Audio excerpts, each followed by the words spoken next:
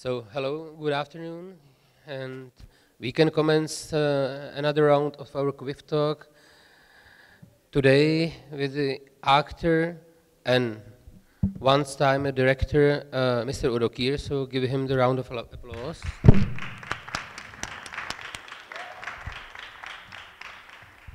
And I just want to ask him one only question, and then I will, as I know, I will just sit and listen in amazement the string of stories he can tell. But you know, this next year is gonna be 50th year since you did your first film, which was in 1966. Was it? Your first role was called The Boy. What was that? The Boy.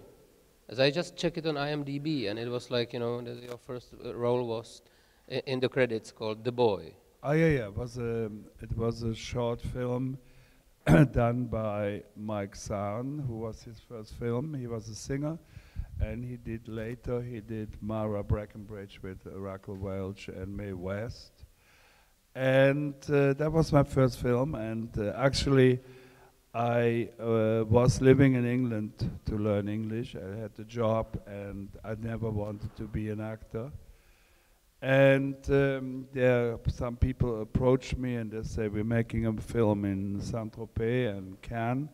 We would like you to play the part. And I said, I don't know how to do that. They said, well, trust us. And they photographed me all with a long lens, and I didn't even know that there was what a zoom was, because I didn't know, and I was just looking, where is the camera? So I was just looking, but I didn't know that I was like this close in the camera. And then the film came out. It was in CinemaScope, and my first film.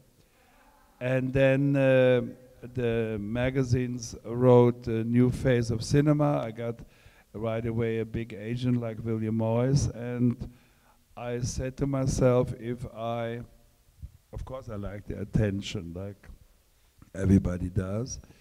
And then I made my first film in Vienna. My first two films were done in Vienna.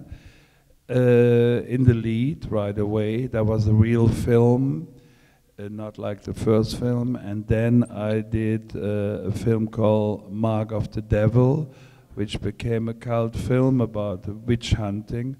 Why is there so much noise outside there? It's really disturbing. Yes, it is. I hope there's somebody trying to fix it now. Oh, well, I hope they fix it. And so then I continued, and when I was a young boy, like 16, I went to a working class bar in Cologne, and I met Fassbinder. Fassbinder was 15 and a half, and I was 16. And it was a really interesting bar with all sorts of people, like truck drivers, secretaries, the first transvestite, very interested. We all wanted to know how it is. And then years later, when I was in London, I opened a German magazine, Stern, and I saw a double page, his face saying, the genius and alcoholic. And I thought, I didn't know that his name was Fassbinder, I only know him under Rainer. And then I remember that, that it was him, and we met later in Munich, and we started working together. The first film he offered me was Faustrecht der Freiheit. And I didn't like my part, so I said no. He never forgave me this. And over the years, he many times was making comments about it, how bad I was not to do it. Anyway, then we made the first film together, was Station Master's Wife, which was a beautiful role. It's a woman between three men, and I was the last one, the hairdresser, who made her beautiful, and that I got her then at the end. So that was Fassbinder, and all in my career of acting, I was very lucky. I never been to acting school. I became a professor teaching a theory of acting, but I never been to a school because I don't believe in schools. Because if you want to play in the theater, yes, you need training technically, but for films, no. Like you really don't need it, because talent is something you cannot learn. Nobody can show you what talent is. You have it or you don't have it. And so all my life I was lucky, being in an airplane, and a man sits next to me and we start talking, because everybody is scared flying, so you talk even if you don't know the people. And he said to me, "What do you do?" Like all Americans, they always want to know what you do. "What do you do?" And I said, "I'm an actor." But when I said I'm an actor, at the same time I had already a photograph of myself like this, just in my hand, and I showed it to him. And he said, "Oh, interesting, interesting." And he said, "Give me your number." And then I gave him my number, and he wrote it in his passport on the last page, American, and I thought he's American. There was no other numbers, there was only my number now. And I was curious, and I said, "So, who are you? What do you do?" He said, "I'm Paul Morrissey, I work for Andy Warhol." Okay. And Andy Warhol was very famous at that time, because there was the first man, Joe D'Alexander, with an erection on the screen, but the censor couldn't cut it because it was Andy Warhol. It was modern art. So the penis became modern art. So that was very good. And then a few weeks later, I got a call. "Hey, it's Paul from New York. I'm doing a little film in 3D. So already then, 1973, in 3D for Carlo Ponti, Frankenstein, and I have a role for you." I said, "Wow, good, thank you. What do I play?" He said, "Frankenstein." I said, "Okay."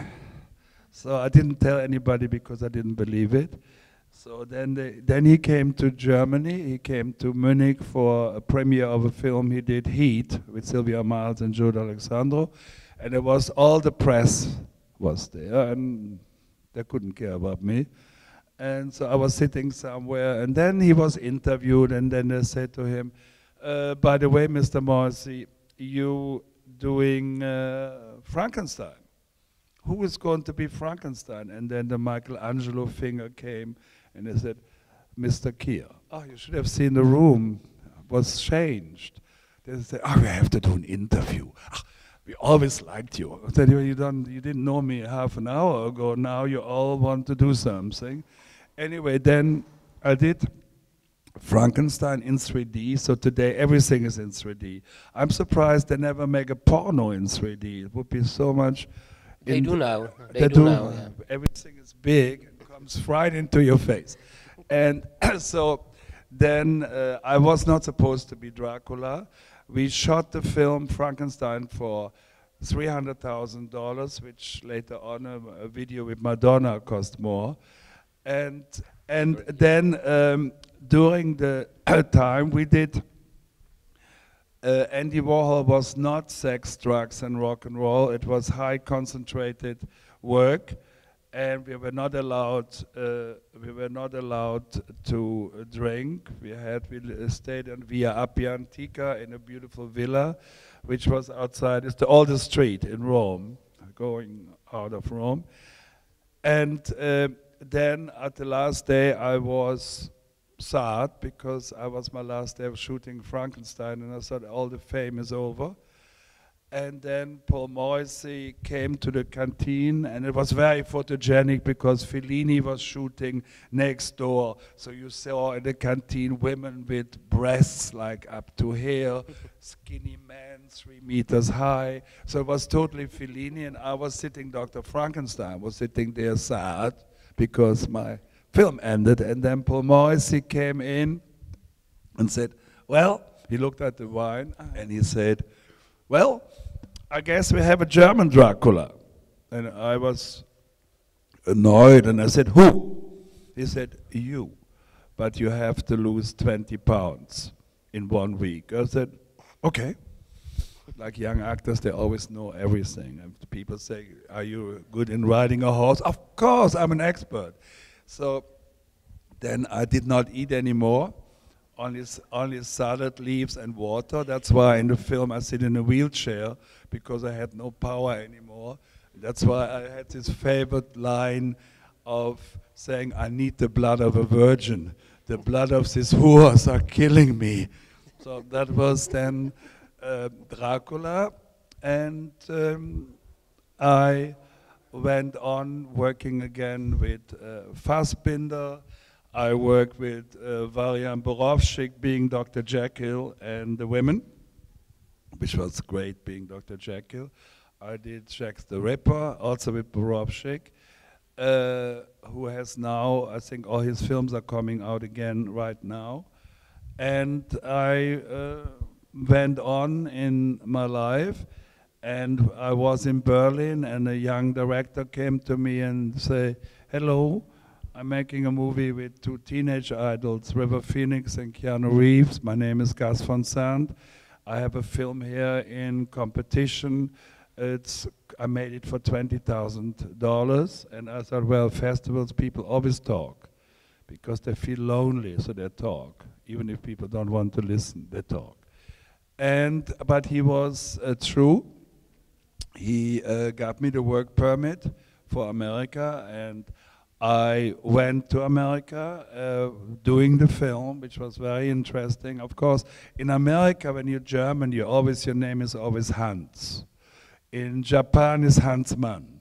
So you always, I don't know why, you know.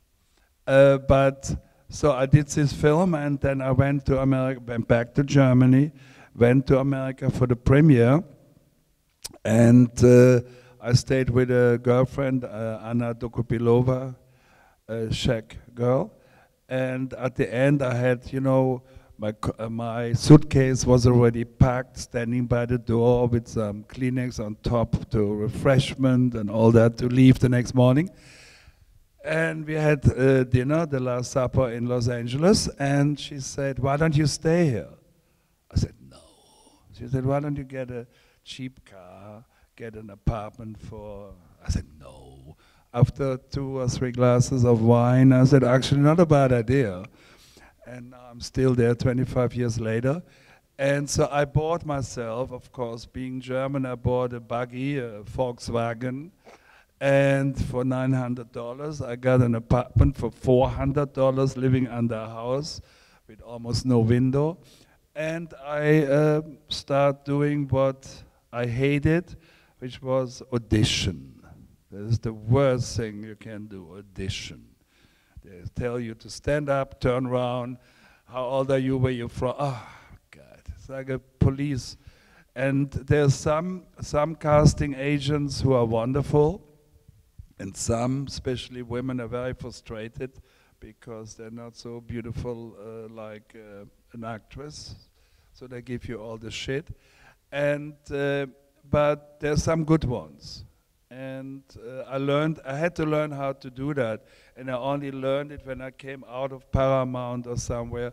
I went in the heat to buy myself something. Somebody had to be good to me. It was me.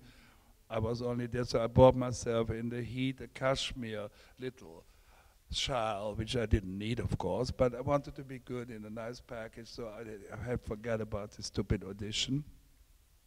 And the first audition was very strange, because it's supposed to be for Star Trek, because my agent said, what would you like to do? And of course I said, I want to be in Star Trek. And I went, never forget this, I went there, and it's supposed to be the test with a little boy. And there came the boy out and I said, hey, are we doing this together? And he looked at me like, and I opened the corridor and there were 25 little boys sitting. And I thought, oh my God. And also other actors with the same text, you know, you go then slowly, you go and see, and they have the same text than you. And I said, oh my God, all these people for the same thing. And I didn't get it, but I got a cashmere little. But then I learned to audition. You can learn that. My first audition, which I got, was for Steven Spielberg, a TV show called Sequest, and I really wanted this role. I really wanted it, and I went there. Amblin has a little office in the back of Universal Studio, and I went there. I really wanted it, and there was one seat free, and there were 12 people watching me coming in. I did not say hello. I sit down. I did my text, got up and left. So the casting woman was running after me. She said, "That was a job." 2 hours later, I had the job. So if you really want it, you have to prepare yourself, then you get it. But I have had auditions where the casting woman was so strange, but the secretary at the entrance was nice. So on my way out, I took the script and just dropped it in the garbage thing, and I said, I ignored the casting, and I said to the girl, "You're very nice, thank you," and left. And then they called, of course, my agent saying, "What a fucking arrogant actor." I wasn't arrogant, but I have seen audition when I worked with Lars, which I will tell you in a moment. There was, I made a film with Nicole Kidman, Dogville, and there where the casting, the director came in and said, "So tell me, how is Nicole Kidman?" I said, "Well, okay." "No, I mean," and he went on and on and on, and I got so pissed up that I said to him, I said, "You have a great casting agent, and outside in the corridor, there are a lot of people that have a much better face than I do. Bye-bye." And left, because, you know, it's this kind of, it's like acting, going for audition is like going to buy a horse. The last things they do not do, the casting, they don't look in your mouth how many teeth you have. That's the only thing which is left. They say, "Open your mouth, stand up, do that, do that." So that was in America, and then I did a little short film myself, the first and only, called The Last Trip to Harrisburg, where I play an American soldier who imagine a woman opposite him, which I also played, a blonde woman. And because they both drive to Harrisburg, where the nuclear accident was happened. And Fassbinder liked it very much, so he did the voice over. And that film was in competition in Mannheim at the festival. And the first day I arrived, my film was the opening film together with Lars von Trier, Element of Crime. And I was there he wasn't there yet, and I was there with all the American directors basically in competition. And when the film ended, I said to them, "We can go home, because whoever made that film is going to win." They said, "You think so?" I said, "Yeah, I do," which he did. And then I went to the director of the festival, and I said, "There's one person I want to meet, and that's the director who made Element of Crime." "Oh yeah, he's coming tomorrow." And I expected somebody like dressed in black, like Kubrick or Fassbinder, scratching themselves, being in a bad mood. And then came a little young student, and I was Lars von Trier, and we had a beer. And I got him, I had to go with him. I said, "You have a distributor in Germany?" "No." I said, "Let's go to the post office." So it wasn't cell phone. We had to go to the post office, put money in a machine, and I called Pandora Film in Frankfurt. And I said, I knew them. I just worked with them. And I said, "You've been to Cannes?" "Yes." And I said, "You saw Element of Crime?" "Yes." And I said, "You didn't buy it?" "No." I said, "You're crazy." They bought it, and then later on they produced all Lars von Trier's film. They forgot that I was the one actually who got him there. And then again, I exchanged, lucky me, I exchanged telephone numbers. And a few months later, I got a call from Lars von Trier. "Hello, I'm doing Medea, a script by Carl Theodor Dreyer, and I want you to present you for the Danish television to play the king of the Vikinger. He said, you don't look like a king of the Vikinger, so don't shave anymore, don't wash your hair for a month, and then you come here and look dirty. So I did look dirty, and I went and I got the part. And that is I did all the Lars von Trier films, except 2 because they were done in Danish. And I never forget the first day of shooting. I had an iron shirt, I had a horse, 2 big dogs, and a beard, a real beard, and dirty hair, fat, horrible looking man. And I did my scene. Somebody said Jason, that was the name of the husband of Medea, King Jason. And I turned around and Lars said, stop, stop. And I was a little bit nervous. I said, what's wrong? He said, I forgot we have a star, don't act. I gave you a horse, the symbol of masculinity. You have 2 dogs, you wear an iron shirt, just be a tired king. And that's the only thing he said to me in 25 years, be a tired king. Now when we work together, I have a script. He was like Nymphomania, he sent me the script and he says, is there something you like? And I said, yeah, I like the waiter. When Shia LaBeouf tells the young Charlotte Gainsbourg to put a spoon somewhere between her legs, and I'm the waiter coming to the table, and I say, I'm terribly sorry. Did I forget to bring you the spoons? So the audience know where the spoons are, so they're laughing. And then when I help her in the coat, all the spoons fall on the floor, and I'm shocked. So that's like, we work together not only with spoons, but we did a lot of films like Epidemic. My biggest challenge I had in my life was playing a baby. So being born.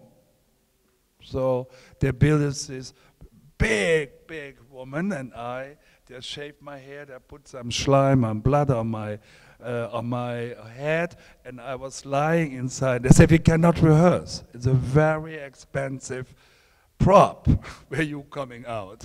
So I said, okay. So I had a kind of,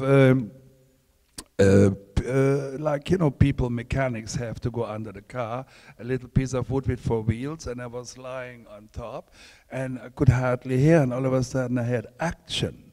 And so I tried to get out, but it didn't work. So I thought, fuck it. And I went back, and I came out with so much speed, and my head was between the 2 legs of the woman, and I went like, ah! That was the baby was born. The series was called The Kingdom. And then my father is the devil, and my mother is a nurse. And I play also the devil, who reminds the child that his father, he has to be bad, but I don't want to be bad. So I grow and grow, and this beautiful scene where I'm that big, I had to be under the floor and just giving my face to a little computer, and then I'm all tied up in the computer cords, and then my mother follows the ground to see the blood and the slime where it's going, and I'm lying under the computer, and I say, Mother, where were you? And then I grow and grow, and at the end I'm so big in the hospital, after 2 beds are not enough anymore, they strap me to the wall, and then I beg my mother at the last episode, I beg my mother to take all the things off me, I want to die, and then that big, big baby falls in her arms and dies. So with Lars is always interesting, because it's also like in Epidemic, I told him the day I was born,